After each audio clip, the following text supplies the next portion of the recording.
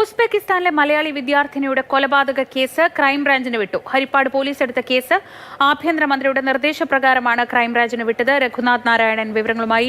രഘു, വലിയ ദുരൂഹതകളുണ്ട്. ഈ സാഹചര്യത്തിലാണ് ഇപ്പോൾ ഇടപെടൽ ഉണ്ടായിട്ടുള്ളത്. എന്താണ് വിവരങ്ങൾ?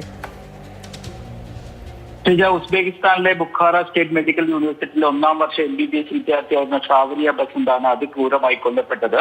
കേസിൽ സഹപാഠിയും മലപ്പുറം പെരിന്തൽമണ്ണ സ്വദേശിയുമായ സദറുൽ അനമിനെ അവിടുത്തെ പോലീസ് അറസ്റ്റ് ചെയ്തിരുന്നു.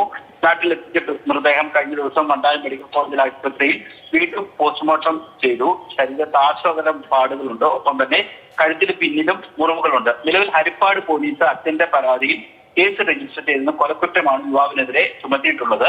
ഇന്ന് വൈകുന്നേരം ആഭ്യന്തരമന്ത്രി ഹരിപ്പാട് MLA കൂടിയായ ആഭ്യന്തരമന്ത്രി രമേശ് ചെന്നിത്തല പെൺകുട്ടിയുടെ വീട്ടിലെത്തുകയും കേസ് ക്രൈംബ്രാഞ്ചിന് കൈമാറാനുള്ള തീരുമാനം എടുത്തിട്ടുണ്ടെന്ന് അറിയിക്കുകയും ചെയ്യുകയായിരുന്നു. കാരണം മറ്റൊരു രാജ്യത്ത് നടന്ന കുറ്റകൃത്യമായതിനാൽ സംസ്ഥാന പോലീസിന് അല്ലെങ്കിൽ ലോക്കൽ പോലീസിന് അന്വേഷണത്തിൽ ഇടപെടുന്നതിനുള്ള ചില പരിമിതികളുണ്ട്. അത് ഒഴിവാക്കാൻ വേണ്ടിയാണ് ഇപ്പോൾ കേസ് സംസ്ഥാന ക്രൈംബ്രാഞ്ചിന് കൈമാറിയിരിക്കുന്നത്. രഘുനാഥ് നാരായണനാണ് വിവരങ്ങൾ നൽകിയത് ആലപ്പുഴയിൽ നിന്ന്.